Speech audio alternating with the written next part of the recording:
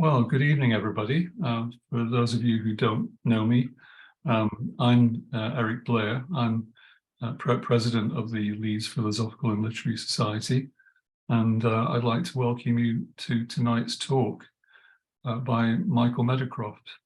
It's a particular pleasure to introduce Michael, because you may or may not know that Michael is secretary of the Leeds Phil and Lit, and it's been a great pleasure for me to get to know him over the last couple of years and to work with him.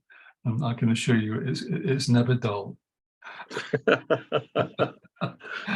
And I'm sure that tonight's talk will not be dull either. So thank you very much. Thank you very much, Michael. Now, Rachel Unsworth, our events secretary, she's just going to introduce Michael, and look forward to your talk, Michael. Thank you, Eric. And Michael has an illustrious history as a politician and a consultant and a writer and a musician. So he joined the Liberal Party when he was only 16 in 1958. And 3 years later, there he was at Liberal HQ as a local government officer.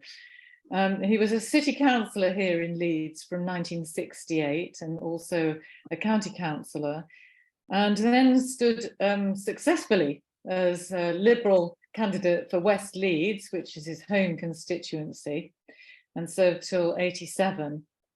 He's also a consultant to the party, and he's travelled widely, on which there are many tales to be told in his inimitable style, as consultant to new and emerging democracies. And he's always busy writing, despite now, if you've been doing the arithmetic, having clocked up more than his fourscore years. And he's still very involved in music, and he's quite an expert on jazz, and particularly the story of jazz in this city. But today the subject is this most amazing woman who lived in Leeds for much of her life. And I'm going to hand over to Michael now. Thank you. I always feel tired when I hear that introduction. I want to start with a particular date.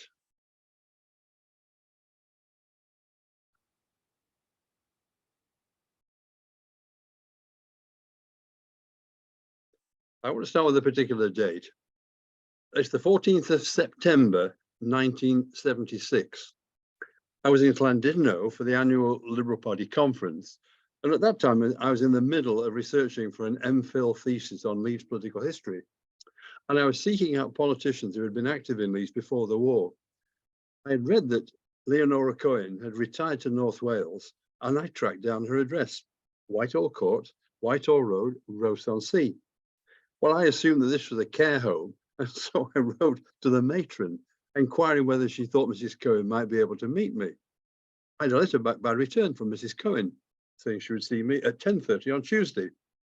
I duly presented myself, spot on time, and this tall, elegant lady took me into her flat. The very first thing she said to me was, "I retired here from Leeds 10 years ago when I was 93 to get away from people like you." Well, I particularly wanted to talk to her about her political activities, and she was very happy to remiss on these. Well, now we can go back a century. Leonora was born into a well-known but poor Leeds family. The Throps, as she then was, were all sculptors, and there are examples of their work across Leeds and beyond. Her father was Canova Throp, named, of course, after the great Italian sculptor Antonio Canova, and he was responsible for the beautiful stone reredos in St. Mary Magdalene Church in Altofts, Normanton. He was mainly responsible for the statue of Henry Marsden on the east portion of Woodhouse Moor. You've probably seen it from a distance and wondered who on earth this man was. Marsden was a radical Liberal councillor and was mayor of Leeds in 1873 and 1874. It was unusual to have 2 years on the trot, and indeed you had to be quite rich to be mayor at all in those days. Throps has an elaborate Grade II memorial in Holbeck Cemetery to Marsden, and if you ever go to Holbeck Cemetery, you're immediately faced with this remarkable statue for his gravestone, which is also a listed item. Controversially, the Throp family sculptors were probably responsible for the lions outside Leeds Town Hall, and not William Keyworth, to whom they're officially attributed. The thing is that if you look circumstantially at all the evidence, it becomes pretty clear that it was the Throps who did it. The Throp sculptors, of course, depended on commissions for their income, and these were far from being numerous. Added to his precarious economic situation, Canova contracted TB of the spine and died at the early age of 30, having tried to carry on his later work from his bed, including a painting of Leonora.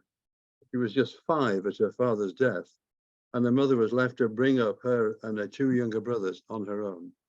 She worked long hours as a seamstress to provide for them.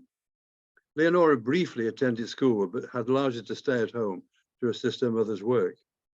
Her mother sowed the seeds of Leonora's later activism by commenting that if only women had the vote, things would be different. She was particularly incensed that there was a drunken lout across the road in a house opposite, and had the vote simply because he was a man. At an early age, Leonora vowed to change things. Her mother became convinced of the importance of diet for health and became a vegetarian. Leonora followed and remained a vegetarian all her life. She formally left school at around 14 years old to become an apprentice milliner. One of the curious things of the last 40 years or so is the declining wearing of hats and caps. At one time, the ubiquitous, and any photograph of Victorian Leeds shows everybody virtually with a cap or a hat. As such, Leonora had to work for 12 months as an apprentice without any payment. She became skilled at this work and had to take extra work on for private clients at home. Soon she was earning £5 a week, which is good money. At the age of 16, she responded to an advert for a head milliner and got the job. By the age of 20, she had moved to Bridlington to become a millinery buyer. Her relation with Henry Cohen is very important. Marriage to a Jew was much more significant in Victorian and Edwardian times than it is now, although it's not always smooth now. Anti-Semitism was rife, and the Leeds Jewish community had hardly begun to move out of its Leyland's ghetto. Leonora and Henry, plus Henry's friends, had met at a party when she was 14 and Henry was 21. But they didn't meet again for 4 years, and they were not married until 1900, 9 years later after that. He was then 33 and she was 27. They were married in Bridlington with no members of either family present. Opposition on religious grounds meant that Henry was cut off from his family, and he had to make his own way as a watchmaker and repairer, having originally been in the family's jeweler's firm. Leonora always said that they married for love and had a wonderful life. There is, in Henry's will, there's a beautiful passage saying this, and saying that he was relying on their son to look after Leonora after he had gone. They were married almost 50 years. Henry supported Leonora throughout on the key issue of suffrage, but he was choosy as to which women should have the vote. He was a lifelong Liberal and a member of the posh Leeds and County Liberal Club in Quebec Street, which is now the Quebec Hotel, and its wine cellar is Soulanais Restaurant. Club members, supposedly all Liberals, regularly passed rude comments on Leonora and her activities, and Henry eventually resigned from the club. She said that her militancy lost her every close friend. They had a daughter, Rosetta, in October 1900, but she died in infancy. But they had a son, Reginald, who was doted on. She said he was a heaven-sent blessing, and who lived until 1984. I wish I'd known where he was at those days. I would have found him out to interview him, but I didn't know. He would go to suffragette meetings as a youth and sell newspapers there. Leonora's suffragette militancy sprang from her wider regard for the discrimination against women generally. She was always a much broader activist than the one campaign, and she was a trade union officer and a member of a number of influential public committees, such as the Leeds Trades Council. She joined the WSPU, the suffragette movement, in 1909, and by 1911, she was the secretary of the Leeds branch. His headquarters were in the Grand Assembly Rooms in Newbrigate. They had within the building different offices and so on. You probably have known about offices called chambers. You had them in Basing Street in the centre of Leeds. And indeed, when I first came to Yorkshire to be in charge of the Liberal Party in Yorkshire, Our office was in West Bar Chambers in Boar Lane, which is very curious because it was only open in office hours and not open at weekends. How on earth are you supposed to run a political party with something open only on office hours? I don't know, unless who moved it. But these chambers as such were small offices which were able to be rented cheaply. The Leeds branch of the WSPU was extremely active and was able to bring thousands together for open air rallies, often on Woodhouse Moor. Here you have a rally from 1908, and you see thousands of people gathered there. They also nationally had big rallies in the Albert Hall and could organize these rallies at very short notice. Leonora always said that she was shy and very nervous, but she steeled herself to speak at public meetings. She also hated violence, believed that there was no choice when the government denied women the vote. And by the way, just to make the point, the difference with the suffragists who were committed to the women's suffrage, but on peaceful grounds. But Isabella Ford was always well known to Leonora and a friend herself, Isabella Ford being a suffragist or a suffragette. On the 21st of November 1911, Leonora joined the WSPU deputation to Westminster. And when there, she was part of the delegation that set off from Caxton Hall meeting place to Parliament, when it was charged by mounted police with batons. Leonora threw a stone that smashed the window of a government building and was duly arrested. She had a written protest ready, which was fastened to the stone. This read, "Votes for women. This is my protest against the Liberal government for its treachery and torture of the suffragettes of Great Britain, who claim the right to have the vote and become recognised citizens. Leonora Cohen, Leeds." She represented herself in court and made a spirited defence. Even so, she was sentenced to 7 days in prison. When released, Henry worried about her safety, and in March 1912, Leonora took part in another Parliament Square protest, but this time she avoided arrest. In January 1913, there was a reform bill wending its way through Parliament, and there was hope amongst suffragettes, amongst others, that there would be some measure of women's enfranchisement, and they were happy at the time to accept half a loaf. But on the 27th of January, Asquith announced that the bill would be dropped. Suffragettes felt betrayed, and more militant action followed. Leonora was incensed, and she decided on her own action without any formal involvement of WSPU colleagues. She brought up a guidebook to London, and she chose the Tower of London as her target. She took with her 2 iron bars from a fire grate, carefully filed down, and hid them under a coat. The first time the underground train got to Mark Lane Station, now Tower Hill, she was too frightened to get out, so she went round the Circle line a second time. This time she went into the tower, and she attached herself to the back of a group of schoolboy visitors as if she were a teacher. When the group reached the Jewel House, she flung the iron bar over the heads of the schoolboys and smashed the glass cabinet. She was arrested immediately, and when searched, the Beefeaters and police found the second iron bar and a hammer. When asked why she had taken such action, she replied, "It is my protest against the treachery of the government against the working women of Great Britain." Henry was horrified. "Oh my God, what next?" He's reported as having commented, but as ever was supportive. In court, she was charged with unlawful and malicious damage to amount exceeding £5, to wit £7, bail for trial by jury. Now you must note the significance of the amount, because if it was £5 or less, one would not go to Crown Court. Very cleverly, Henry, rather than concentrating on the action itself in court, he focused on the amount and produced a witness, a cabinet maker in the Leeds jewellery trade, who told the court that he had supplied an estimate to repair the glass for £4 10s. The judge then directed the jury that they must decide the value of the damage. If it couldn't agree, so the judge then directed that the jury must give the prisoner the benefit of the doubt, which they did, and Leonora was released.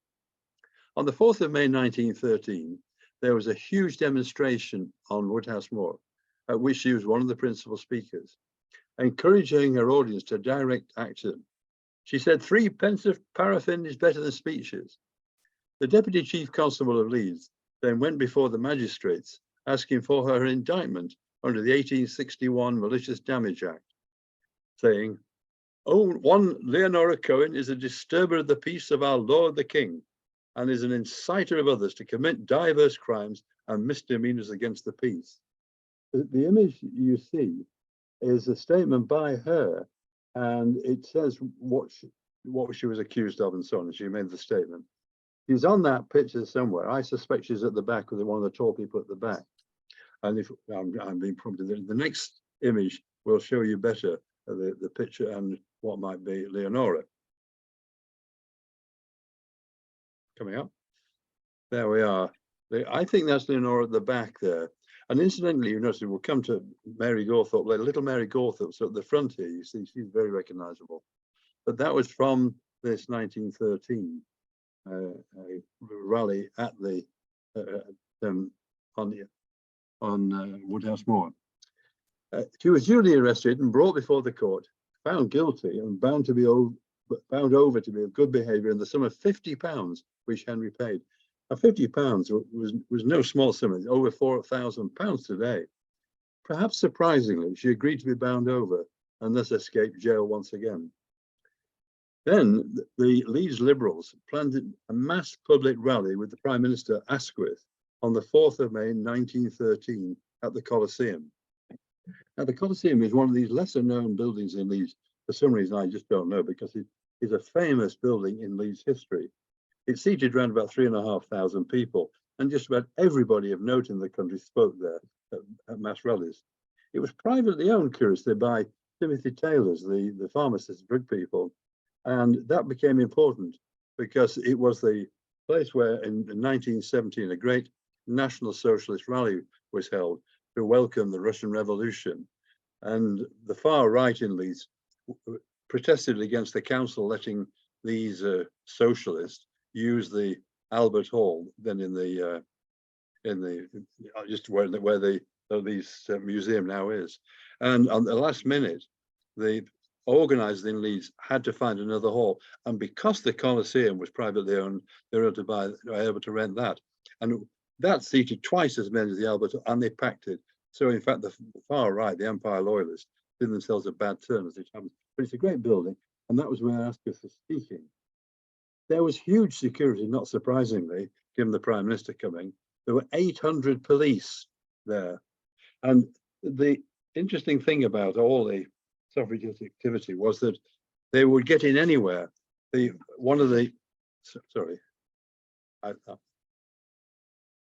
interesting. I put it down the wrong place. George Ratcliffe was one of the great Liberal leaders in Leeds. And in his memoirs, he says, some members of the suffragette body seemed always to appear at what they thought was a psychological moment, frantically shouting, "Votes for women." Mr. Herbert Gladstone, member for West Leeds, was Home Secretary at the time. We had organised a meeting in Bramley, having taken elaborate precautions to keep out the suffragettes. But midway through the proceedings, pandemonium reigned. Votes for women rang out from many places. One woman had come armed with a dirty and very wet floor cloth, which she slammed at Mr. Gladstone and missed him, hitting an inoffensive supporter who sat on the platform. On another occasion, we organised a meeting at Holbeck's Mechanics Institute in another part of the division. We had barricaded the windows and made provisions for securing the doors. On the day of the meeting, the committee had a final inspection to satisfy themselves that everything had been done to prevent any suffragette disturbing the meeting. At the top of the building was a sort of turret with a little round window in it. Has anything been done to that? I asked Joe Henry, the leader of the party. No, he replied, there's no need. There isn't a woman in Leeds who dare go up there, and if they did, they couldn't get through. I replied, now I'm telling you, that's the danger point. These women will go anywhere and do anything. They can get through a mouse hole. But my warning was unheeded. At the meeting, Mr. Gladstone had got part way through his speech to a crowded audience. It looked as if we were going to have a successful time, when suddenly 4 women dashed into the hall, shouting at the tops of their voices, "Votes for women." They had gained an entrance through the little round hole in the top of the building in night time and concealed themselves for the rest of the day. So that's why the problem came for having 800 police to protect the Colosseum for the Asquith meeting. Instead, the suffragettes decided on alternative action, and they organised a huge march up to the Colosseum. The posters at the front of this march had the slogan, "Strong reasons make strong actions." I would have thought, as a politician, that was a somewhat obscure wording. And in fact, it rather reminded me of a 1960s university lectures banners which read, "Rectify the anomalies." But anyhow, no doubt at the time it was realized why it was such a good thing. En route, on the corner of Great George Street and Portland Crescent, was the Labour Exchange.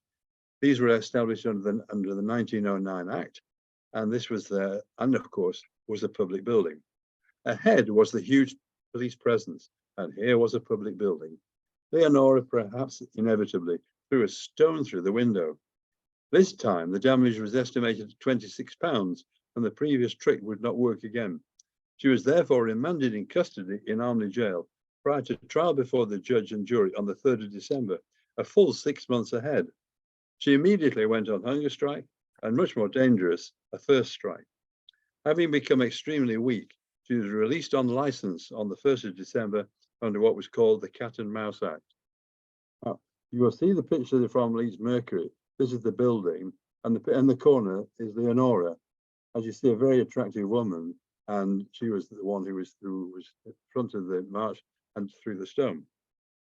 What we have now is a picture of the building today. That corner building is the same today as it was then. And you will see from the map there where it's ringed. And so you've got the Great George Street, and you've got the Colosseum up at the top. And this was there, very close to the Colosseum on the route to it.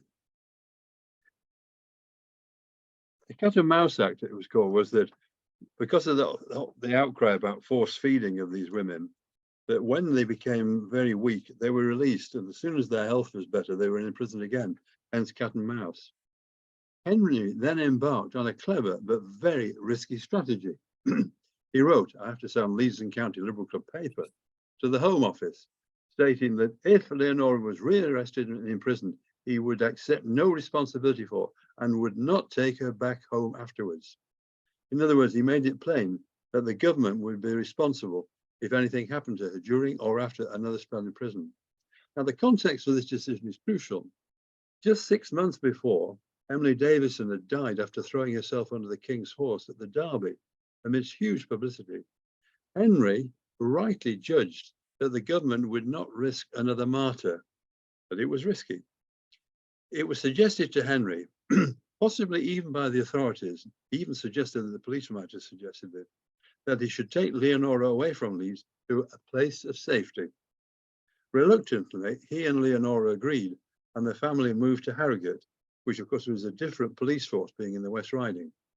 There she opened a guest house and harboured other suffragettes escaping the Cat and Mouse Act. These included the famous Lillian Lenton, whom she helped to escape in May 1914 via the coal hole in the house, wearing Reggie's school uniform, got away that way. Leonora was one of two important lead suffragettes, the other being Mary Gawthorpe. Mary Gawthorpe, that's the glamorous picture of her on the picture postcard all the suffragettes had. And there's another picture of her, if we move on, she was speaking at a by-election in Rutland in 1907. The fancy hat was not just a piece of decoration, but it was packed with newspaper and that, so she was bashed on the head by a police officer who would at least protect her. Hence, they all had these very protective hats to wear. Now, I find it very odd that Leonora professed not to know Mary, and there is no mention of Leonora in Mary's papers. They were, of course, completely different. Mary was tiny, and Leonora was very tall. Mary was lively and took on national posts, whereas Leonora was a reluctant office holder. Mary was actively involved in socialism and elections from 1904, before her suffragette commitment. Mary was a boisterous public speaker who took on hecklers, whereas Leonora was a nervous speaker.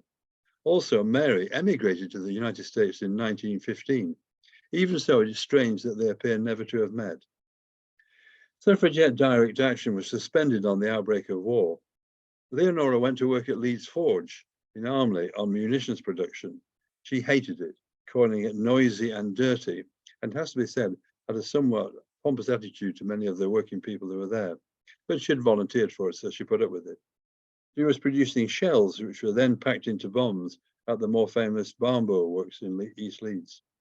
Barnborough, of course, is sadly famous for the huge explosion there on the 5th of December 1916, when 35 women were killed. because it was in the middle of the war, there was no publicity given to it whatever. Leonora, while she was working at Leeds Forge, joined the General and Municipal Workers' Union, and thus began her second career as a socialist activist. Certainly, her work there was not initially successful.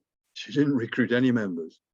She found that the trade union officials were not concerned with women workers, but only one of them encouraged her to form a branch of munitions workers.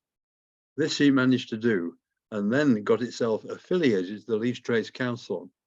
The case of the underpaid workers went to the Munitions Tribunal, where their case was represented and won by the lawyer and later Labour MP Henry Slessor. This is said briefed by Leonora. One of the puzzles about Leonora's life is why she was not involved with the ILP during her suffragette years and with the socialist activity which went alongside the suffrage campaign. When I asked her about this in 1976, she replied, "I wasn't such a fool to be involved in politics before I had a vote." But in fact, women had the local vote for school boards from 1870, boards of guardians from 1894, and for town councils from 1907. One might have thought that it would have been a powerful tactic to fight and to win these elections, and thus demonstrate the contribution to democratic representation that women make. In other parts of the country, that was done. Suffragettes in Manchester and in Norfolk did so, and many became councillors, even as mayors of their own towns. However, the suffragettes Elizabeth Ford did, even though Leonora and Mary Gawthorpe, neither of them took this route. Elizabeth Ford did, being elected to the Adel Parish Council, only had to be the parish council because Adel did not become part of the city of Leeds until 1925. But her trade union activities continued, and by 1922, she was the district organizer for the union and also vice president of the Leeds Trades Council. In March 1923, she became the first woman president of the Yorkshire Federation of Trades Councils, a significant post. In 1924, she was appointed a magistrate, an office she held for 25 years. In 1928, she was awarded the OBE for a public service. She was then, having got at least the beginning of votes, she became a candidate in Leeds City Council for the Brunswick ward. It was not a particularly hopeful seat for Labour, running out to the city boundary from a corner of the city centre, starting off in Brunswick Street, where the Merrion Centre is today. Some of us who are older will remember the marvellous Brunswick Methodist Chapel, which was scandalously pulled down. But Leonora did not poll well. When she first became before the Leeds Labour Party to become a candidate in 1922, the Labour minutes contain an insight into the later Leonora. The minutes of the meeting say that Mrs. Cohen was interviewed at some length, after which the following resolution was passed: that Mrs. Cohen, having admitted her mistake and having expressed her regret for her action supporting a candidate, Michael Wood, in opposition to an officially selected Labour candidate in East Ward last year, and having further assured us of her loyal action in the future, we now endorse her candidature for the Brunswick ward. It's very redundant to Labour today, isn't it, where you have to have a permission to stand like that. Now, Walt Wood was a trade union official very much on the left and somewhat of a maverick. He supported women's franchise, which was no doubt why Leonora had supported him. Actually, I thought Leonora's undertaking to behave is somewhat at odds with her earlier style. When I met her in 1976, we talked particularly about her political activities, which, as we said, were mainly in trade union work. In this context, I asked her if she remembered the Leeds gas workers' strike in 1890, which was a seminal event in the advancement of the Labour Party in Leeds. "Oh, yes," she said, "I'd just left school then." This was a very important strike, which the workers won. The Liberal-controlled council tried to reduce their wages in the summer when the demand for gas was less, which of course they were never going to get away with. There was a marvellous young socialist in Leeds called Tom Maguire, not just a brilliant speaker, but also a poet, and he led the strike. And as I said, it's a great story in itself about the council trying to bring blacklegs in from Manchester and London and just not getting away with it. Anyway, I always think it's interesting how far back you can go with someone's memories when they reach a great age like Leonora had done. 1890, I just left school then. She said that she only became involved in party politics after women got the vote. She commented on a number of Labour councillors who were sympathetic to the suffragette cause. And she also mentioned Alf Mattison, the Labour organiser in Leeds, diarist and local historian. He said to Leonora, "The years have treated you well." "No," she replied, "I've treated the years well."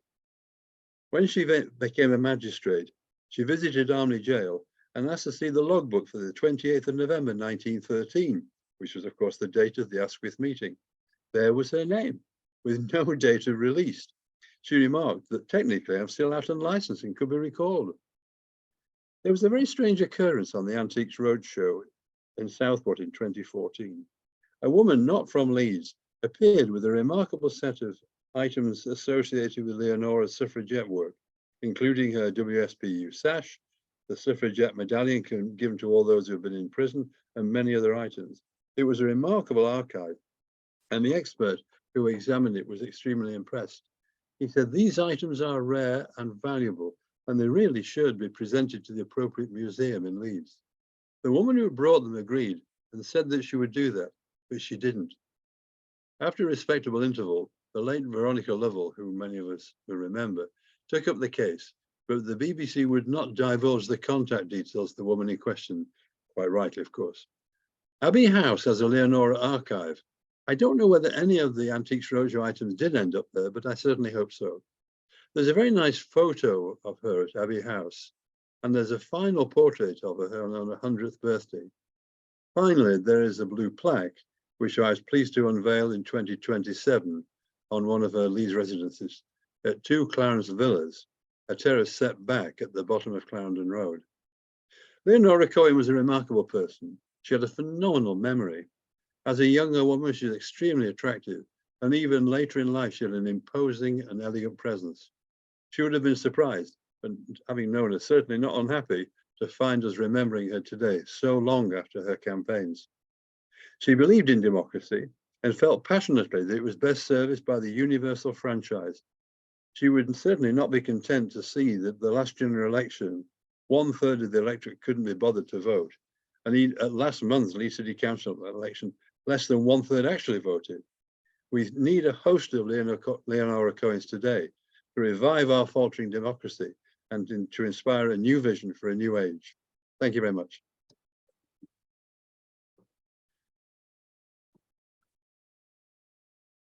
Take it off. Michael, thank you so much for a fascinating talk. You've gone over parts of history that I must say I don't know. So that was really wonderful. Kind of big virtual clap from everybody for that. Thank you. Now we'll have some questions, and you can put them in the chat, and we'll read them out, or you can raise your hand. If you look for the reactions button usually on the bottom of the screen, there is a raise hand thing there, so you can raise your hand, and I'll ask you to ask your question. So maybe I can just start off by, can you just tell me or tell us a bit about Gladstone and Asquith? I mean, and this a bit more of the background to this incident in this hall, which I think more recently it was called the Town and Country Club, if I remember rightly. I mean, as liberals, were Gladstone and Asquith not in favour of really everybody having a vote? Well, Asquith was implacably opposed, which is rather bizarre. I mean, quite apart from the general liberal view you would think would have, he had his daughter, Violet Bonham Carter, of course, who was a great politician, speaker, candidate, and so on. And I would have thought that she would have had influence on Asquith, even if nobody else did. But no, Lloyd George was in favour, and the suffragettes relied on Lloyd George to twist the arm of others. The other one who actually was very, very keen on women's suffrage was Edward Grey, who was Foreign Secretary at the time of the First World War. And he also would take briefings from suffragettes and so on. But for some reason or other, Asquith would never actually back it. There were attempts, of course, to add amendments to legislation going through on electoral reform of various kinds, and they would add at the end, and women have a vote. And again, that would be taken out or it'd be talked out. I mean, interesting, the first attempt to extend the suffrage to women was John Stuart Mill back in the 19th century, 1859. He tried then, but then, of course, his great partner was Harriet Taylor, and she was a fabulous feminist as well and had great influence on Mill. So it came through, but you would have thought that, that this party would have realized this was the moment to do something, but they didn't. And indeed, as you know, in 1918, after the women had basically run all the home industries, they had to do something. But even then, they only gave women the vote if they're aged over 30. Full franchise didn't come in until 1928. Yeah. So that but I say, Asquith, we see, was the leader of the party until the split with Lloyd George, and Lloyd George didn't come back to the party until 23. So the momentum has gone from that. Yeah. Of course, from 1914 onwards, they were absolutely taken up with the First World War. Yes. Yeah, interesting. There is an interesting point as well, and that is that it has never really been decided whether the suffragettes actually harmed the case for women's voting rather than all backing suffragists. There are a lot of cases of people saying, I'm not going to have women having the vote while they behave like this and so on. But I'm not sure how strong that view was. But it was certainly a problem at the time, the split between the peaceful and the direct action. Interesting. Now, everybody, I'm sure that people must have got. You can turn your microphones on as well, and just ask a question if you would like to do that. Okay. So Alex Taylor is but very interesting. Says that he currently resides in the building with the blue plaque. Oh, good. There is a plaque to Mary Gawthorpe as well on one of the houses she occupied in Bramley, and the people there were delighted to have the blue plaque on their wall. Yeah, fascinating. So was the whole house theirs, or I mean, presumably, Alex, you kind of living in a flat there or something like that. But when they had it, Michael, did they have the whole house? Yes, they did. Yes, It's not that big a house. Yeah. Yes. Yeah. Can you hear me? Yeah. Yeah, I'm just in the flat, the ground floor flat, but there are 3 flats here now. So yeah, I think the whole area is quite a student area actually. So yes. A rather great what was called Woodsley Hall, which became one of the medical establishments, was where Queen Victoria stayed when she came to Leeds in 1858 in Clarendon Road. Yes, that's right. I think it's now the Nuffield Institute, but belongs to the university. I think that's right. Yeah. It was, of course, then it was. Yes, it was Sir Andrew Fairbairn at the time who had it. Yes. Yeah. Up the road, is it Fairbairn House? Is it called that now? Is it all right? Yeah. That's where I work actually. It's right. Right. Yeah. The home of the National Centre for Atmospheric Science now. All right. Well, there was a tremendous torchlight procession up from the town hall, following the carriage that took Queen Victoria to that building. Yeah. Michael, just to bring up to the present day, and your comment near the end about you think Leonora Cohen would have been really disappointed, at least, by the low turnout, especially in local elections, but also sometimes at national level. What do you think we can do? I mean, you say we need lots of activists to bring out younger voters. How could that be done? Well, have you got a week? Oh, sorry. I continue to write and speak. I mean, the basic thing that people need to be inspired and not. Our politics now is short term and all slogans, heading only towards the next election. And the result is that people just put off of it, the Punch and Judy show and so on. And if there is, I mean, I keep on talking about post-COVID politics. And when you look at what happened in the community during COVID, there are a number of indications there which the politicians could pick up and take and look at society as it is today. You know, the solidarity between people during the lockdown, the importance of the community and providing for people during the lockdown, the new respect for the public service that happened during that, the internationalism of it, it was a global infection and so on. All these are the ways society has changed, maybe not greatly since COVID, and the politicians are doing nothing about it. And it is very sad that that's the case. Also, of course, we have no intercommunication. In my time, my younger time, there was inter-party debate. We had public meetings, and it was tremendous, you know, and it was part and parcel of it. There's nothing like that now. You can't do it now. Well, and it's a pity, isn't it, that the Phil and Lit is eschewed the notion of directly being involved in politics, religion, and so on. I mean, it was good at the time, you know, to bring people together from across various divides, religion and politics. But yeah, somebody asked me actually, did the Phil and Lit ever put on debates? And I said, well, not in, you know, the time I've known it, but it's difficult not to get political, isn't it, if you have a debate? Oh, of course. No, but if you had a debate across the spectrum of politics, then you couldn't be accused of being biased. I mean, as you well know, in its history, the Phil and Lit has had many highly political debates. One of my great Leeds heroes is John Hope Shaw, 3 times president of Phil and Lit. He spoke about capital punishment in one of his lectures, so highly contentious subject and so on. So it was done. We were involved in controversy. Yeah. I mean, I think the sense of Leeds Phil and Lit's policy is not party politics. I think.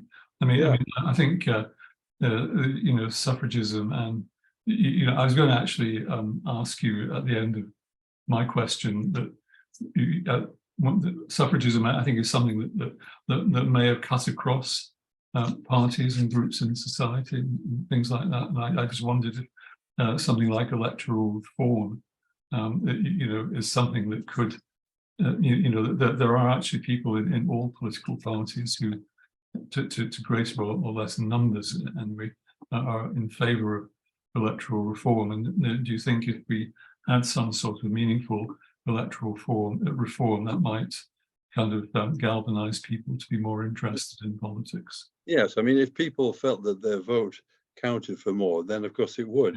I mean, today's events and yesterday's events and so on don't encourage anybody to be involved in politics, frankly. That's one of the sad things. But if you look at, I mean, they talk, oh, well, you know, Boris achieved this landslide victory in 2019, but his party only got 43% of the vote. That's hardly landslide victory. And that's the problem of the electoral system as it is. But I mean, the interesting thing is where you get a good electoral system, the vote goes up.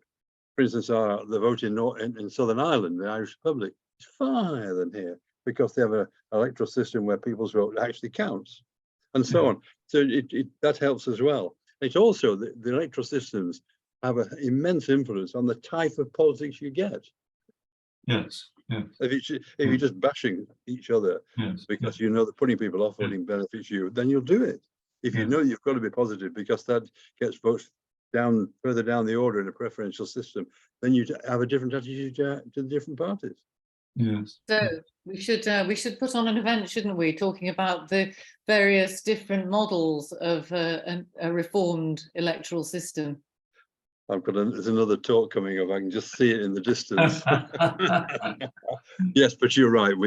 It's a good job for Phil and Lit, actually. That it really is. I think so. I think so too. That's sufficiently non-party political, isn't it? You know, there's been very wide call, apart from, of course, the party that happens to have a majority at the moment.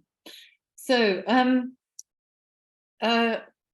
yes, that's great. Thank you very much indeed for giving us a very inspiring picture of this amazing woman. And it's interesting, isn't it, that she was quite shy, but still felt driven to do this, despite not necessarily being quite a natural at the things you had to do, and rising above that. And then this phenomenal thing of her being sort of rehabilitated from having had that history of being, you know, very much against the establishment, then to become part of it. Yes, yes, yeah. I don't think she was entirely embedded in it at all, but no, but it's becoming. Magistrates were political appointments from the left, actually, at the time, and so on. And what was that? But no, you're right. And as I say, I think she went a little soft, like agreeing to accept the Labour Party's conditions for her to be a candidate, which is totally unlike her. Perhaps we all get like that as we get older. Maybe. You didn't know, Michael, did you? I get worse, I think, sometimes, but yes.